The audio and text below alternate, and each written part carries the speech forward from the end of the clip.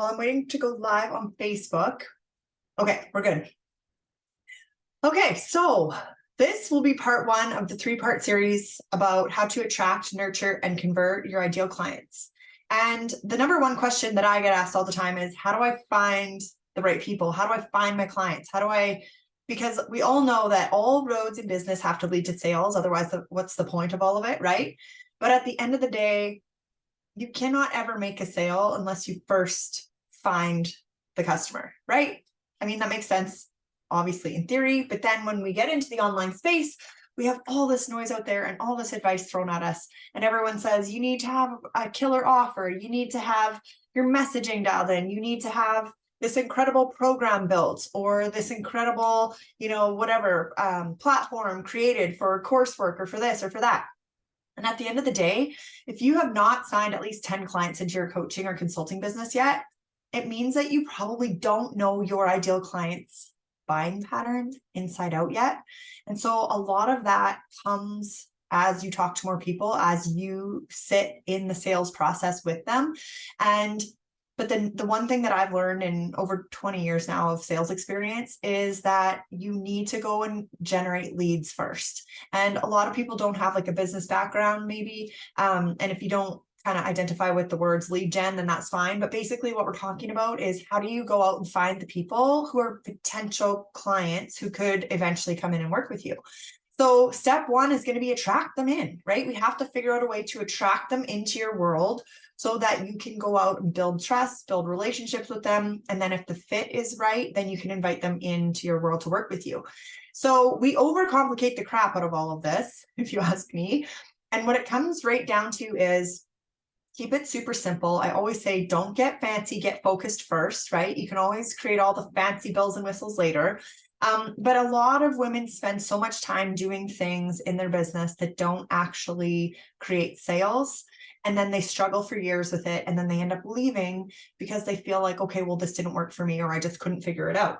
And at the end of the day, we have to focus on three key things, which is to generate leads, to build your authority as a go-to expert in your space, be seen, be visible, right? And then three, you have to get good at sales. And it doesn't mean you have to be a sleazy car salesperson or, be slimy and pushy and weird about it. It means you have to understand the sales process, understand what your ideal client wants to buy, and then figure out a way to bridge that gap and give it to them.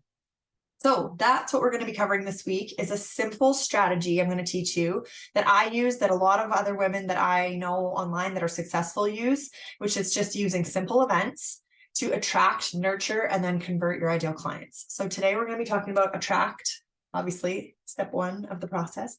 And I'm going to discuss a couple of the top 3 ways that I think most women try to build their audiences online. And then I'm going to talk about my favorite one, obviously. And then I'm going to walk you through how you can do this in your own business. And the goal here is, you can have the best offer, you can have the best program, you can have the best message, you can have the best content in the world. But if nobody sees it, it can't do anything for you. So a lot of people will say, like, create an irresistible, lead magnet, or, you need to learn how to create content that converts. And the number one way that content converts is if enough people see it.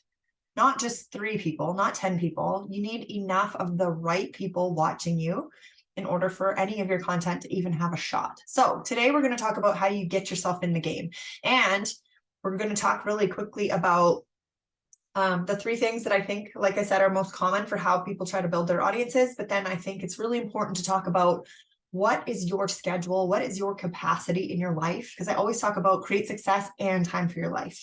So if you choose a strategy to do any of these things, it's going to require you to be consistent all the time, but you don't have that capacity in your life. I certainly don't. I'm a mom of 4. I've got so much going on in my life.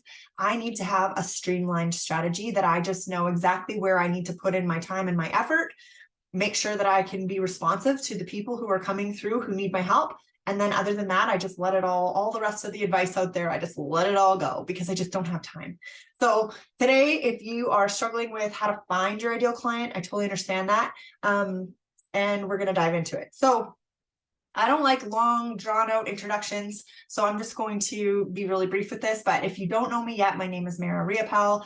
I'm an online business coach for female entrepreneurs, mostly ambitious moms, not always ambitious moms. Sometimes it's dog moms, who really, really want to make an impact and an income online.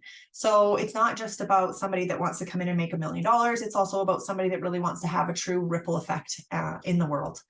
And so a lot of who I work with are women who help other women, serve other women, especially a lot of them help other moms, because we have kind of a different view, a different set of challenges in the world, but nobody understands better than another mom how to build a business or how to, work through some stuff that's going on in your life, or how to get healthy, or there's lots of different coaches that I work with, parenting struggles, literally just like rediscovering yourself. There's so many different things that moms need help with. And so a lot of my clients actually end up helping other moms.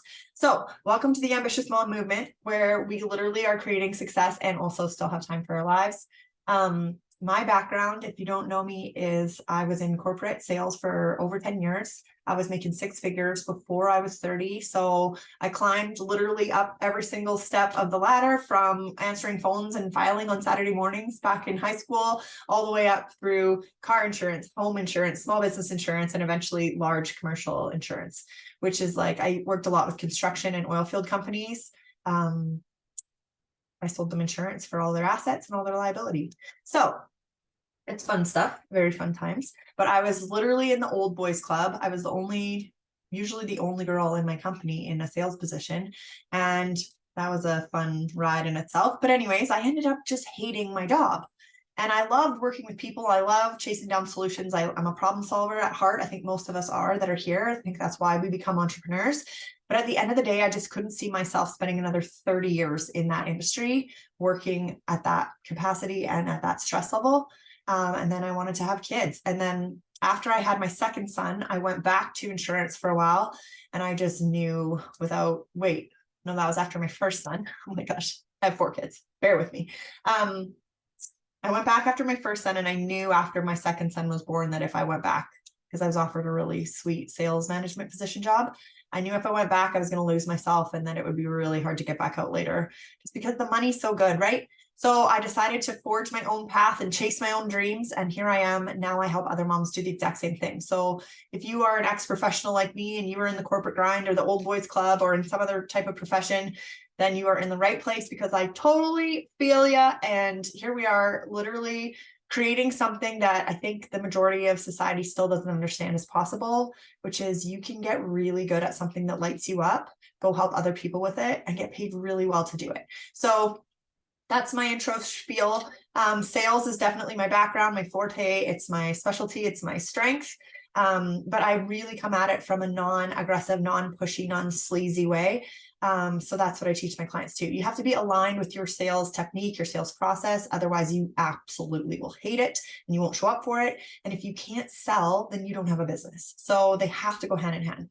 So what I'm going to help you with this week is, how do we actually walk somebody through a process of bringing them into your world, building trust, building that authority, getting them to know you, like you, trust you, and then buy from you if they're the right fit to work with you. Because don't forget, you don't want to work with just anyone. You want to work with people who are going to be so much fun for you to work with too. Most of my clients become my really good friends after I work with them.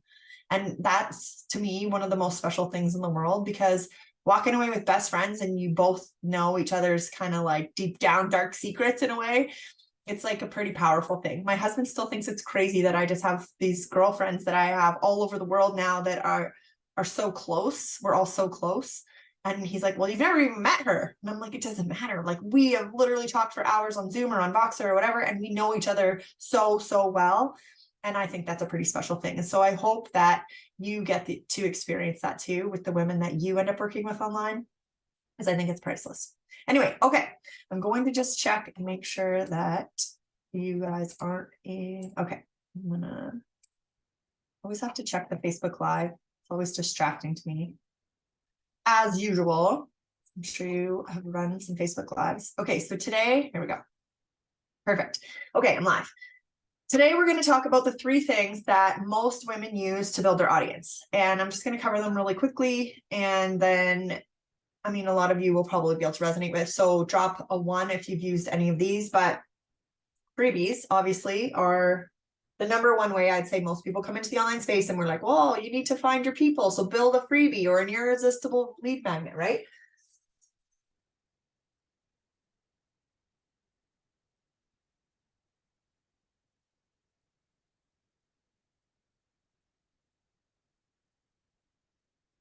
Okay, these are the 3 things that I want to talk about today. So freebies, ads, and collaborations. So freebies are anything that you can create that somebody can download to get onto your email list. So it could be a checklist, it can be a worksheet, it can be walking somebody through a blueprint, it can be an ebook. That was one that I always thought was so funny when we first came in. I don't know the last time I downloaded an ebook of anything. So I don't think that those are super popular like they were probably 3, 4, 5 years ago. But basically anything you can create that's an asset that somebody would love to have that information and quickly, so that they'll come in and be like, yes, I would love to download that. I'd love to grab that. I'd love to, I think that's like a piece that's missing and what I'm looking for. Because don't forget, your ideal client is going through their day, worrying about something, thinking about something over and over, struggling with something, wanting something, desiring something, you know what I mean? Like yearning for something over and over and over. And there's some kind of a dialogue going on in her head where she's like, if I just had this, if I just had this, oh, if I could just do this. And you have to get tuned into what your ideal client needs, because as soon as you do that, you can create things like a freebie or ads that are going to speak directly to her. And she's going to be like, yes, that's me. Yes, I need that, right? That's what we're looking for. So the reason that I think that freebies and ads obviously are a lot of trial and error and testing, then you really have to be dialed in on your ideal client in order for these to start working. And then you have to get good at, or hire somebody that's good at testing, tweaking, finding the right audience, finding the right words, messaging to use in the right boxes and the right lines and all these different things. And it's kind of a fun process, honestly, but if you're not there yet, because you don't know how your ideal client wants to buy or what she wants to buy or what she thinks she needs, as opposed to what you think she needs, then you're going to spend a ton of time and a ton of money on ads. And so I don't recommend you start there if you're still in a position where you haven't got to your 100K yet. I think once you hit consistent 10K months, you can start to move towards ads, because at that point, you really do have a good idea of what your ideal client's looking for. But up until that point, it's kind of just a waste of your money. So freebies are great. The only problem with freebies is, again, you need to know what your ideal client's looking for, but you also still have to drive traffic to them.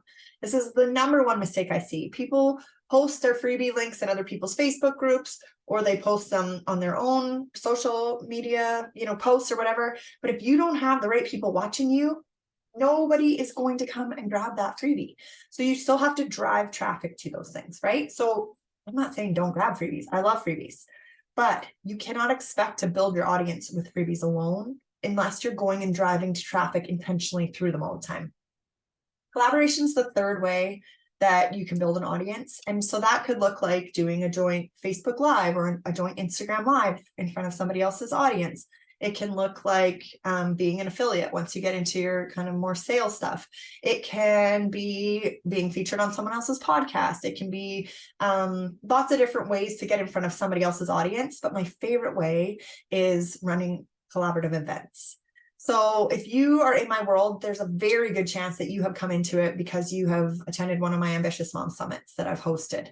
And the reason that I started hosting those is because I have been in sales, like I said, for a long time.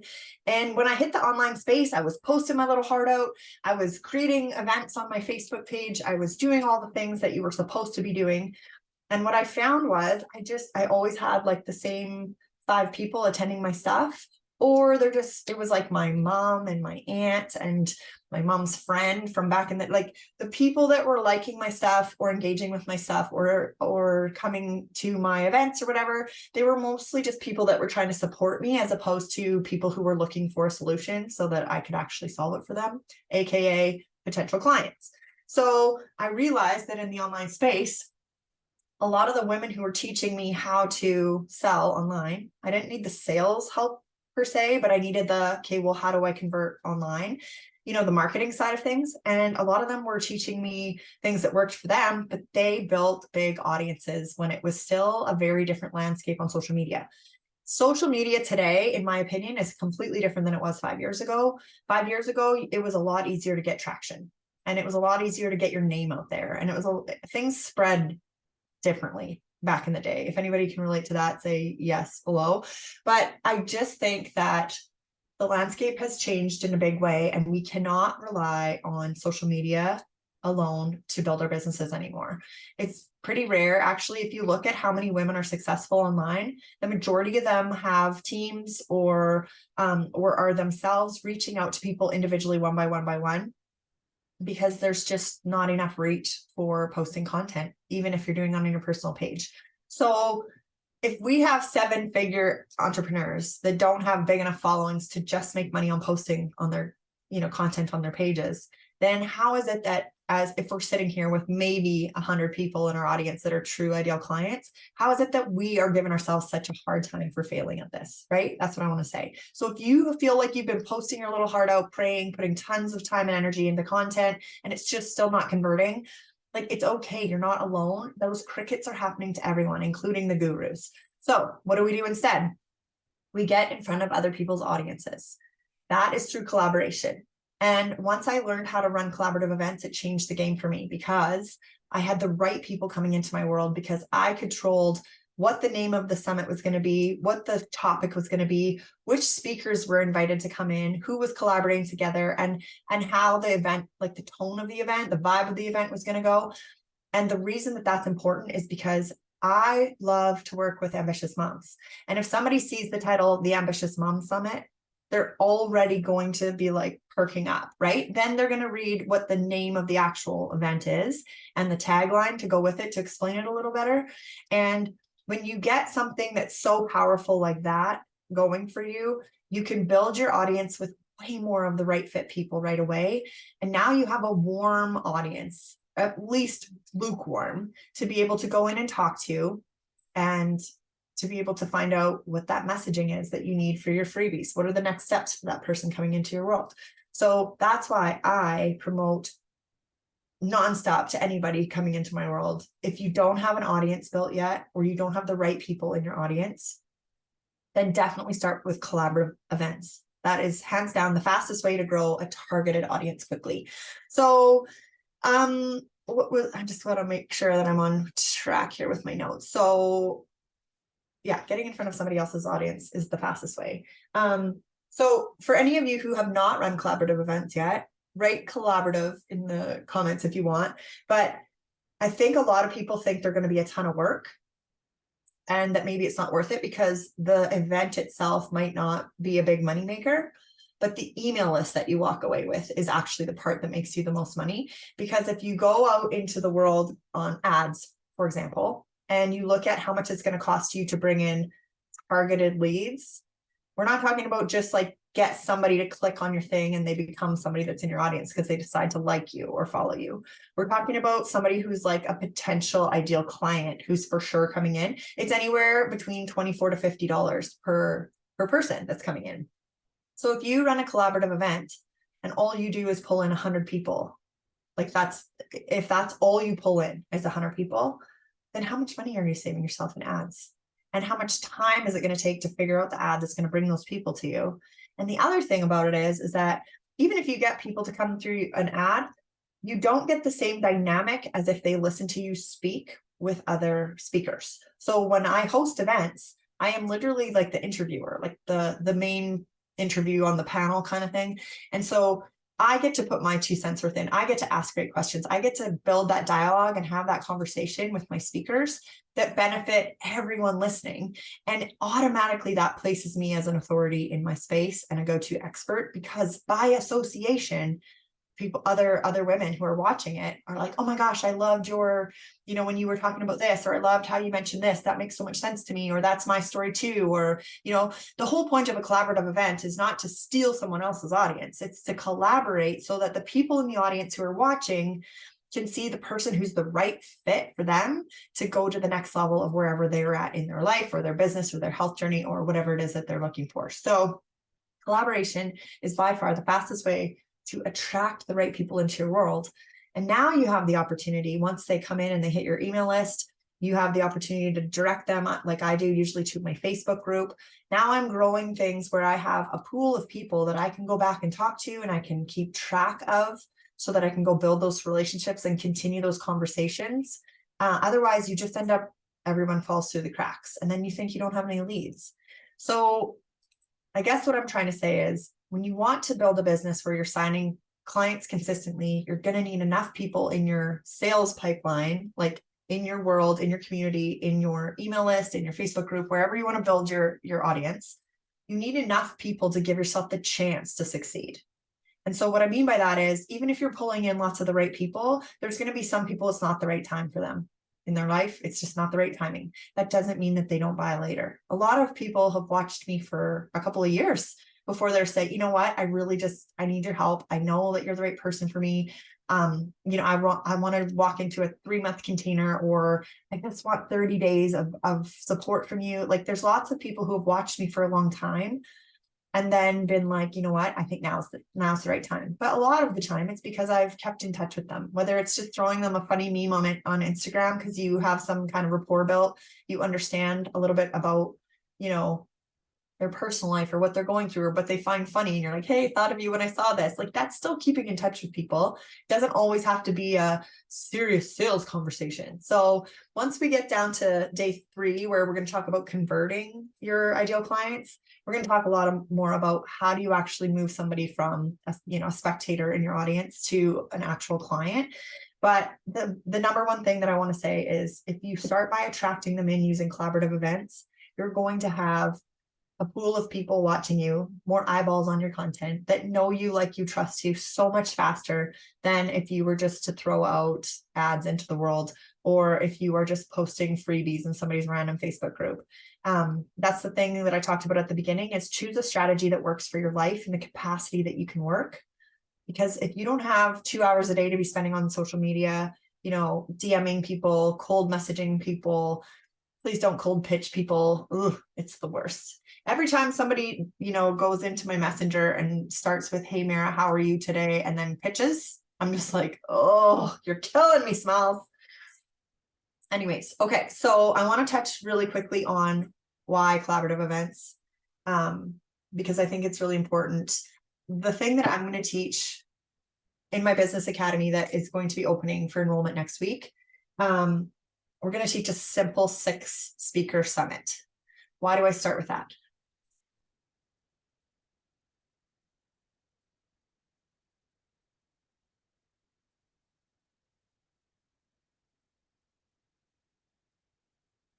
Six-speaker events. This is how I teach it to start, because you can totally take my summit and you can change it into whatever you want.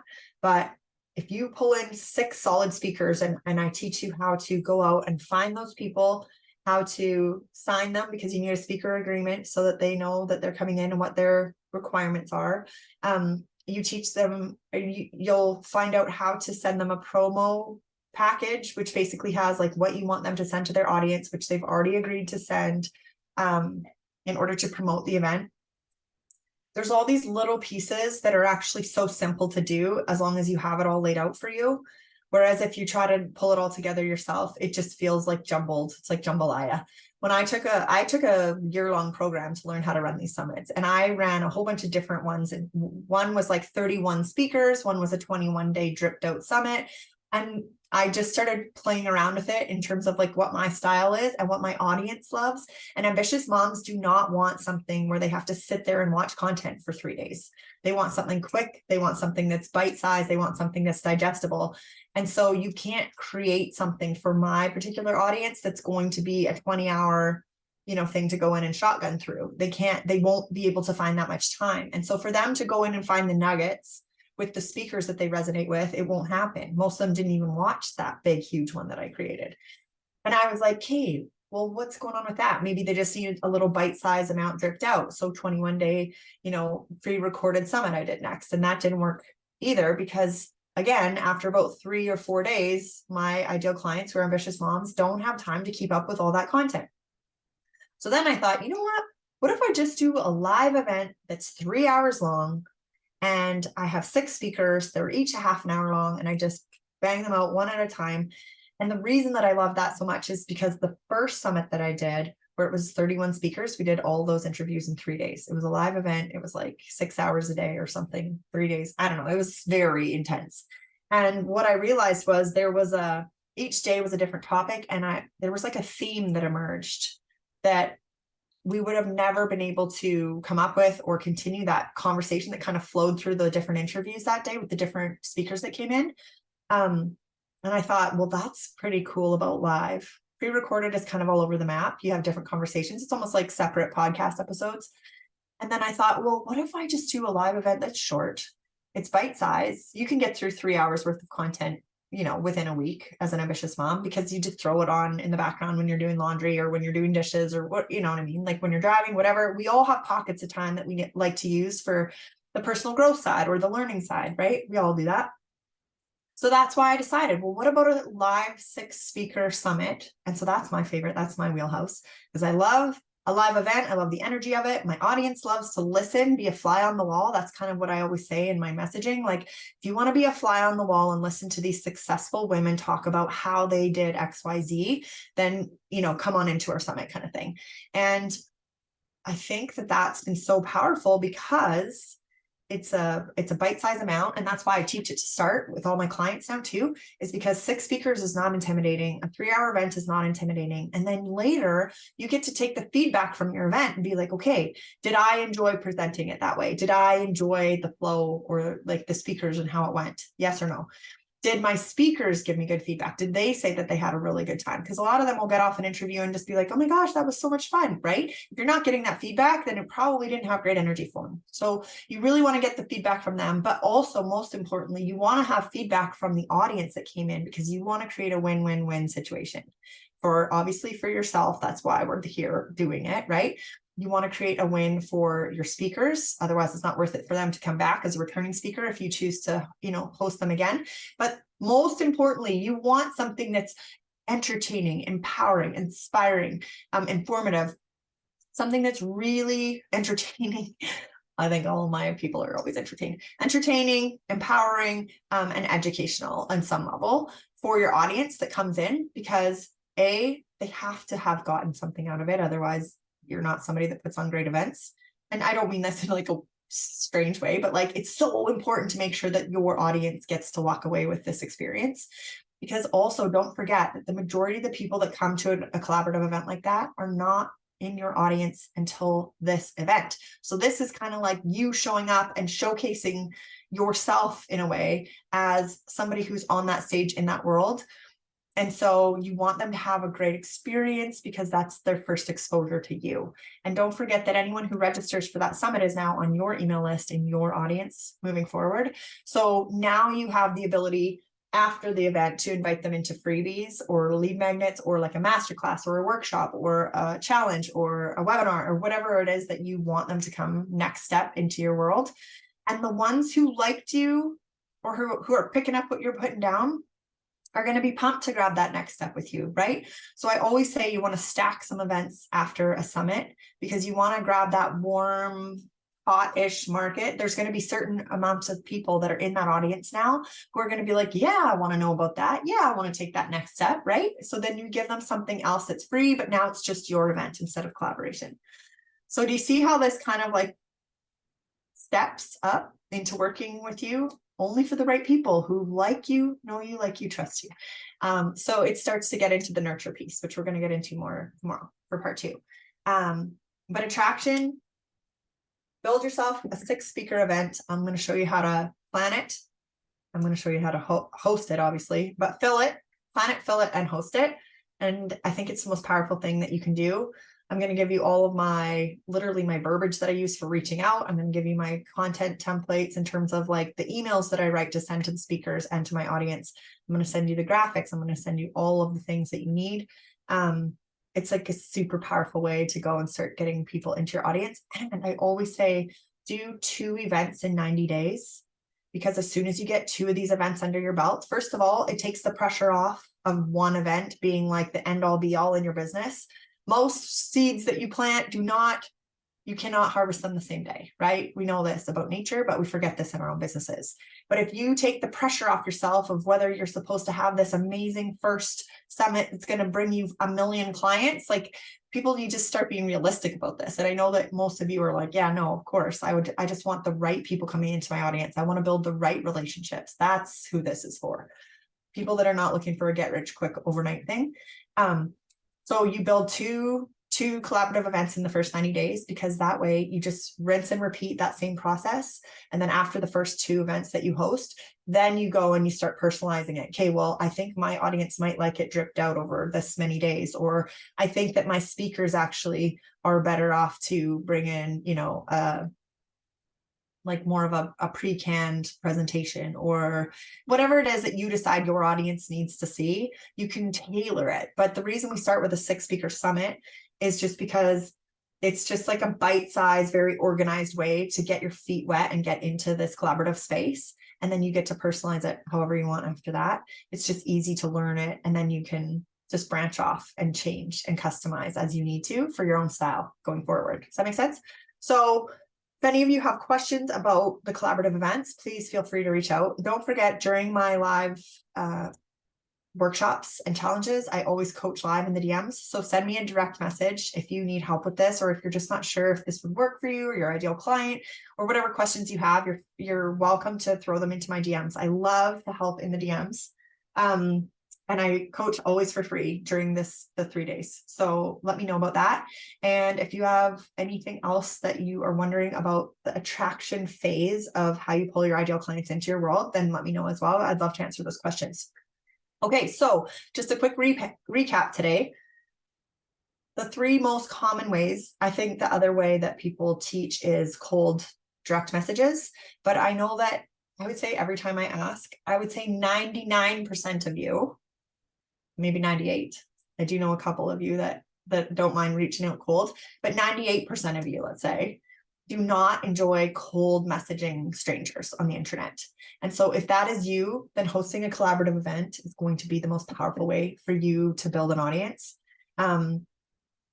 You get in front of other people's audiences that are already more established than you very quickly. And the reason that it works is because you are the person hosting the event. So it's like inviting all your neighborhoods to the yard, when you first move into a cul-de-sac, even though they've lived here longer than you. Doesn't matter. You're the one hosting, planning the event, and you're going to facilitate it all. And they're happy to just show up and bring their dish to the potluck, right? That's kind of how it is. So most people say grab freebies, which you still have to drive traffic to those. So later, after your collaborative event, a lot of those speakers are going to turn around and invite you to come in front of their audience, or in their Facebook group, or to one of their events as well. And now this is where you need your freebie so that you can say yes. At the end of your speaking, you can say, if you want more information, here's how you work with me, or here's a next step for you, or here's what I talked about today, and I have a free resource that I've created just for this. And then that's how you send them to your freebies. That's super powerful, but not if you're just sitting like a lone duck all by yourself, holding on to your irresistible freebie. You know what I mean? Okay, next, ads can be obviously really awesome. You need to know your ideal client's buying pattern inside and out first. You need to have your offer dialed in. You need your messaging to be dialed in, and you need to know exactly inside of her head, exactly what key hooks she'll react to online. So you can end up spending a lot of time and money there. Collaboration, by far the most powerful, almost like a guarantee to start building your audience the right way. I want to talk about intentional lead gen, because I think that's so important when we talk about collaboration. You're not going to go out and build like a speaking engagement or a collaborative event where you're going to host a whole bunch of men if you're trying to attract ambitious moms, right? Because women want to listen to other women if they want to know how other women are balancing life and business. They're not going to listen to a man talk about how to balance life and business if they're a mom who wants to hear from another mom. So that's my ideal client. So for you, think about who is your ideal client and who does she want to listen to? Who does she want to learn from? What does she want to learn? What does she feel she's struggling with? What is her next step? And then let's create an event around that. And then all of those hers will come out of the woodwork from other people's audiences, raise their hand and be like, yes, I'm interested in a workshop on XYZ. And then they'll come to the event, they hear all the speakers, they watch you interview these speakers, and then you end up with them on your email list on the other side of the event. And now you can invite them to your nurture events, which we're going to talk about tomorrow. Okay. Hopefully that is clear. We need to attract, if we need to get to sales, then first we have to attract the right people in. And that is what I really wanted to emphasize today. So hopefully that was helpful, and I will see you all tomorrow. Cheers.